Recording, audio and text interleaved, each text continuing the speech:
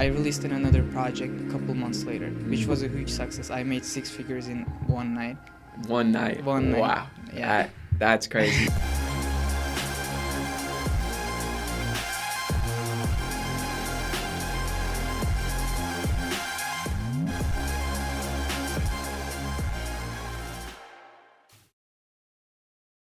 Ladies and gentlemen, welcome back to the Pure Hustle Podcast, a segment here on my channel where we go into in-depth conversations with high-caliber men that have had success in business, finance, and making money online. So let's get to it.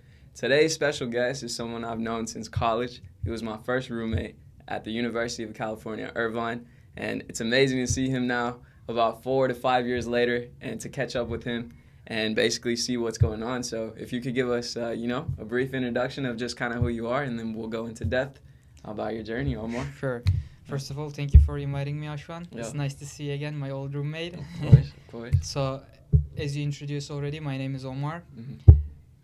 I'm a software engineer. I've been doing business since my whole life, since middle school almost. Right now, I have a software development agency, and we are working on our new startup called Xnode.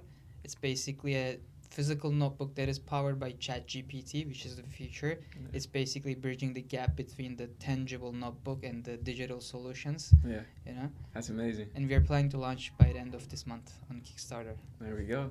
Amazing, man. Amazing. Thank you. So as you can tell, he's has a very extensive experience, and his journey is something that you truly need to hear. This is one of my closest friends right now from college as well, so it's a great opportunity to get to talk to him. So basically how I want to start this off is to kind of get into the details of kind of how we met and things and how that started. We known each other for a year consistently during that college period, and then, we branched off. So you originally had the comp sci background. I started off with biology. I'm also a software engineer now as well, so I definitely took a different career change, but saw the possibilities in that, and now I'm here meeting successful individuals to see their story. So basically, I want to start off with the UCI days. The first time I met Omar was when I moved into college, and that was a big experience for me. And having a roommate like you definitely taught me some things, and I kind of saw your mindset and things. So it was cool. But one of my favorite interactions with Omar was back in the Bitcoin days, where I came back into my dorm room one day, and it was a conversation, and Omar was looking at these charts and things like that, and he's like, bro, do you know what Bitcoin is? And I was like, I have no idea what Bitcoin is. He kind of broke it down, and he's like, bro, well, basically, it's like a digital currency in a sense. And me, I was brand new to that. I didn't know what that was, anything like that. So this was my first exposure to something in the crypto world. And he kind of broke it down. He's like, every day I would check up on him, and he would be like, bro, Bitcoin went up this much. It went up this much. You should get in, get in. And Omar's the reason I probably made my first like 5 to 6K in cryptocurrency, something small. I didn't know anything about it. I could only compare it to stock. So I want to talk to you kind of about like how you found out about Bitcoin so early, what the price point was, and what ended up happening with that, with the position that you ended up holding. When I first got into crypto, I was in high school. We were just trading with friends for fun, just looking at the charts, numbers would go up. I mean, it was the good old days, golden days. Yeah. It was just going up, so you didn't have to basically do anything, you would just buy, hold, and make profit. Yeah. But then eventually I fall in love with the technology. As I looked more into it, I'm like, okay, this makes more sense. Everything is decentralized and stuff like that, Yeah. Especially when I looked at the Ethereum, I'm like, okay, these smart contracts are super smart. And that's something that a few people only had a skill set in the early days, and getting into smart contracts was a limited resource, like you can say, because people would hire people that would understand smart contracts, and you obviously went into depth with that. So how did those smart contracts, or learning about those smart contracts, lead you into your NFT project that you started? So the thing is, I had to learn the smart contract because I wanted to start my own NFT project after being trading NFTs for a while. Yeah. Then I realized, okay, let me start my own project, because that's where the money is at, that's where the community is at. Yeah. So I started to get in. I was looking for people who could develop the smart contract for me, but they would give me like quotes for 30,000, 40,000 plus 10%, and I didn't have that much investment back then. I didn't want to put that much because I didn't know how it would end up. And as that, an engineer, that 10% would be the earnings of the sales for the project. Wow. Yes. Okay. Yes. Yeah. So I'm like, okay, Omar, you gotta do this yourself, brother.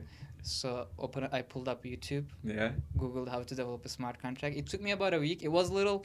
A week to learn smart contracts. I mean, yeah. There you go. Smart individual, ladies and gentlemen. Yeah. But you gotta also understand that I've been in the software engineering Yeah. department for like 6-7 years now. Yeah. That's basically Mhm. my thing. I learned it. I published it. It was a little scary because once you publish a smart contract, there's no way to edit it. Yeah. It's like a one and done deal. Right? Exactly. Basically. Exactly. One and done. Yeah. So then that kind of, so you put it upon yourself to learn smart contracts, started your own project. And how did that go? What was the time span on that? Your success on that? Pros and cons of starting your own project those days? How did that look like? So I started 2 projects. Okay. My first project was revolved around music. I actually spent so much time on it. I hired developers from Ukraine, additional developers from Ukraine. I hired musicians in LA. My friend did it. I hired animation designers from Turkmenistan, all over the world. Yeah. Right. I spent so much money. Then I developed a smart contract myself to save money. Whatever.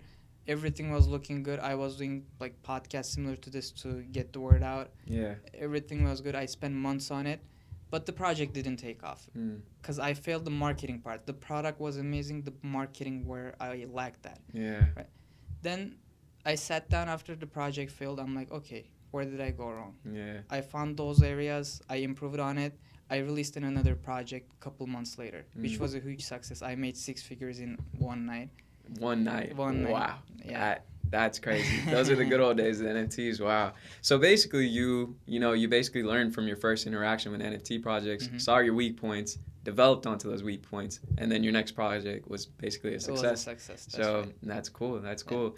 And that's how every person that starts a business should kind of learn. Your first experiences will teach you a lot. And basically this is a common trend throughout any business that you start. So that's amazing. Amazing to hear. Another thing I did was that since my first project was a failure, I had to refund everybody. I'm like, okay, I cannot just leave with your money. I refunded every single person on Discord, and it's still up there. And everybody appreciated it so much. They're like, okay, we've never seen this. Yeah, especially in that community, that space. Honestly, I don't know how toxic it would have been, but I've heard things, especially towards the end of the journey, that things would get toxic, and but having someone reach out to you and give a refund, it's a lot. They didn't have to reach out. I'm like, okay, this project failed. I cannot continue doing this. What we'll do is that I'm gonna refund everybody. Yeah. And I'll just launch a different project in the future. There you go. And you guys feel free to invest in that one as well. So basically, the people from your first project will kind of return too for the second project. Almost 80% of them invested back into the next project because they trusted it. Yeah, there you go. You built that trust with existing clients in mind, because you can say, that's crazy, bro. That's amazing.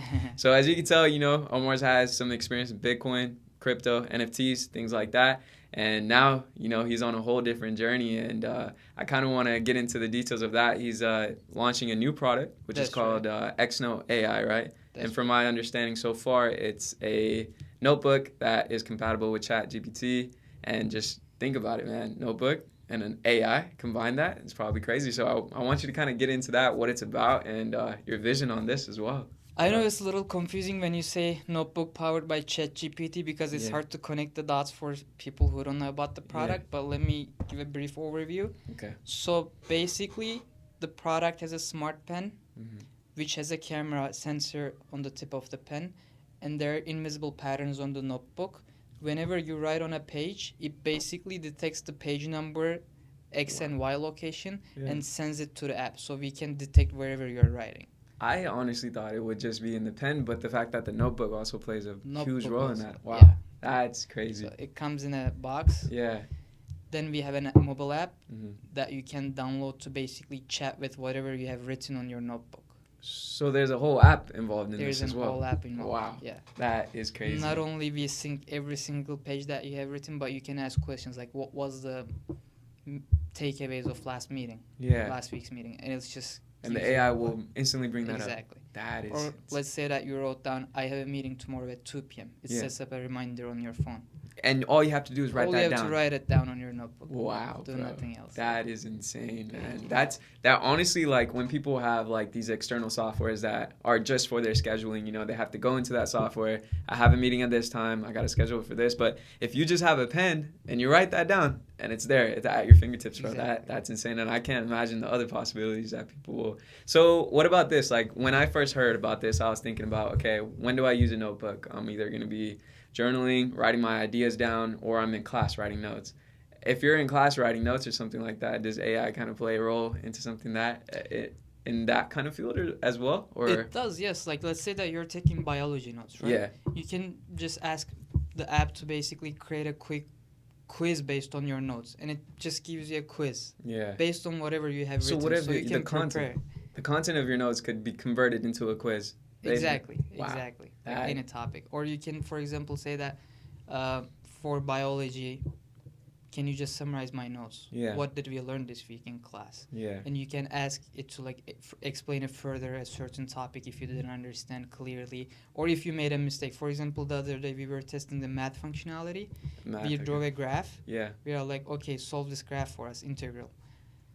And we were so That is confident that it crazy. would make a mistake. It's like, okay, you made a mistake here. It pointed us the mistake that we made. We were so like, Wow. ashamed man. of it, but That yeah, is it crazy. is So crazy not even technology. limited in notes, calculations, things like that. It's all over. It's the possibilities are endless in a sense. for Basically. now, it's only text, Yeah. but we are working on the detection of charts and images, basically. Wow. Let's say you doodle down a flower, Yeah. you'll understand that it's actually a doodle of a flower, Mhm. you know? So it knows everything that every single point that you basically That is put on a insane. paper. That is insane. So it's crazy because on YouTube right now, there's so many businesses centered around AI, but you have Mhm. basically created a product and a business around AI. And I feel like that's the best way to be using AI right now is kind of thinking outside the box and seeing how you can use it instead of it just being like a Siri that's just stronger or something, which most people see. But I feel like more people in this day and age, especially young individuals, need to realize that there is a lot of power in AI. And if we utilize it the right way, the sky is the limit, basically, even further than the sky. But it's crazy, man. So with this business right now, what stage are you in right now? Are you already in production? Or are you still in prototype era? Like, what does it look like right Mhm. now, company-wise? So we are planning to launch on Kickstarter on October 31st. Yeah. The date is tentative, but that's what we are aiming for. Currently, we are in the stage of shooting our commercial. Mhm. The product-wise, we have the prototypes ready and they are working. So we tested the concept and it works. We went to get feedback from other people and everybody loved it so far. Yeah. We didn't get into mass production yet. Mass production will start probably 2024 January. Okay. But that's normal given the fact that there's app development with AI features, and plus manufacturing thousands of notebooks is not an Yeah. easy deal with Smart Pen. Yeah. So then, that's crazy to see. So this is already, things are picking up Yeah. fast right now, Yeah. basically. It's going really That's fast. crazy. And your team right now, how big of a team do you have to develop something like this in terms of even the app development, manufacturing Mhm. process like that? Is this something you're holding down by yourself, or do you have people on your team, or what does it look like behind the scenes? Behind the scenes, Yeah. I have to be in every department because otherwise it gets really messy. Yeah. It's really hard to tell your vision of what you want. So I have to be in every single department. Yeah. Sometimes I code, sometimes I set up Facebook ads, sometimes I do graphic design. Yeah. So you're basically, in a sense, you could kind of compare it to a startup in a sense where you got to wear We are a multiple startup. hats. Exactly. At all We are at a once. startup. You're the CEO of this company, so you gotta obviously be in everything and make sure everything's great. So, I mean, and how old are you, Omer? Let the audience know how young you are too I am as well. 24 years 24 years old, and he already has his company centered around AI. And just think about it, man. This is why I respect you a lot, man. You Thank do you, so many man. things, and Thank you're so humble about everything you do as well. I've seen different individuals that get a income in, or they have massive amounts of money in a short period of time, and they become totally different people. But I noticed that this is something that's instilled in your roots. So this kind of ties into like the things I want to know about your background. Like you're from Turkey as well, and I know you have a great family behind you. So what does it look like? What kind of drove you to become the individual you are today, and kind of be so business minded and so hungry for success? How did that start in you? How did it start in me? Yeah. I would say that I'm really grateful for my dad for everything, because he's my idol in life. you know. I always look up to him because he's also a hustler like me. Yeah. That's where I learned it from. I grew up in a really poor family. Yeah. We were really poor back then, but he hustled a lot. He taught me a lot of things, how to do business, how to talk to people, how to negotiate. We had a supermarket when I was 5, 6 years old. He told me that I would just go there, negotiate with wholesalers, you know, when I was 6. Yeah. Just talk to them and ask for free toys and stuff There like you that. go. That's how it started. Yeah. That's amazing. Now, there's no one interested in tech in my family. From my parents, I was the first. They just bought me a second-hand old desktop without internet connection. I would just mess around with it when I was 7, 8 years old. Wow. That's Yeah. how I got interested in it. I learn more. I used to make websites with HTML, just change a couple of things and sell it to companies for a couple thousand. Wow. And at what age? When I was in middle school. Middle school. Yeah. And you're already selling websites to clients Yeah. and things like that. Wow. That's crazy, man. No, that's insane. I definitely relate with you on that as well. My parents are also immigrants, and I honestly learned everything business oriented from my dad as well. And it's nice that you brought up that supermarket thing because my dad basically came here with $15, $20 in his pocket. And, where he started was in the convenience store, gas station businesses. And like you said, even being at such a simple business like that teaches you how to interact with customers, what customer service looks like, and what it takes to maintain a business. So these immigrant roots, I respect my parents a lot for everything that they've taught me these days, and I feel like it's such a core component in how we grow up and have these different, I guess you can say, endeavors for success. Exactly. So my next question for you, Omer, is what was the decision for coming from Turkey all the way to the United States? Why did you want to come out here? Did you see opportunities out here? Or what was the incentive for you to move to the States? I think the main incentive was to learn English. Okay. Because it's the most spoken language in the world and it's not really that popular in Turkey. Plus, yes, I saw a lot of opportunities here. I wanted to come. When I first came to US, I was only 13 years old. I went to a boarding school. It was tough 4 years for me. Yeah. I didn't really enjoy my high school years that much. Yeah. And I lived in the East Coast back then, so I never wanted to live in the US up until this point. Mm-hmm. And I got accepted into UCI. I moved to California, which then I'm like, okay, I want to live here. Yeah, it's the best state for opportunities. Exactly. That's cool, man. So you moved out here. You were the first one that came from your family. Were there any opportunities that you wanted to explore for your family or kind of, make things better for you guys as a whole? Of course. I mean, I was always looking for opportunities. You know me from college. First year of college, I was developing apps, trying to make some money. Yeah, exactly. Always hungry. Exactly. Always hungry. Then actually I got into different industries as well. For example, one thing I did was when my cousin had born around 4 or 5 years ago, my aunt asked for this special gripe water for baby colic. Mm-hmm. She asked if I could bring it from United States because they didn't have it in Turkey. I'm like, yeah, sure, I'll bring it. Yeah. I brought a couple, then I realized that people were selling it online illegally, black market. They would just basically fill up their luggages, take it to Turkey and sell it online. So people in Turkey could have access to that product. Exactly. Which was a baby product. Exactly. Wow. So I realized that there was already a demand, but supply was lacking. I'm like, how can I fill the supply? So I contacted the company. I'm like, okay, I live in the United States. I live in California. Can I distribute your products in Turkey? Yeah. They told me no, because they were in Forbes 500. They're a pretty big company. I don't have any background in pharmaceuticals, so they did the So right they were thing. like, who is this guy? What What are we going to do? Yeah. Exactly. Yeah. But I didn't give up. I spent a year and a half almost calling them every single week, sending them emails, adding their CEO on LinkedIn, messaging them directly. Wow. I did a lot of things. At the end of a year and a half, they're like, okay, just be quiet. We'll give you the products. Just send us the cash. Wow. We placed our first order, and it was a huge success because we marketed ourselves as the official distributor of that product in Turkey, and people start buying directly from us. And since we were buying wholesale, it was cheaper than the average black cost. market. Well, definitely. Yeah. So they're basically, it's a product that's been productized for who knows how long, and you became that direct source. And, Exactly. And they saw that. So, but it took you a year of consecutive hustle, consecutive chasing people down, like you said, tracking them down on LinkedIn. And they told you no how many times, so many times. But so many times. but I still what- keep the emails. I have an email from them saying that please don't email us again. We'll never give you a product. Yeah. But I knew that I could get it. Yeah.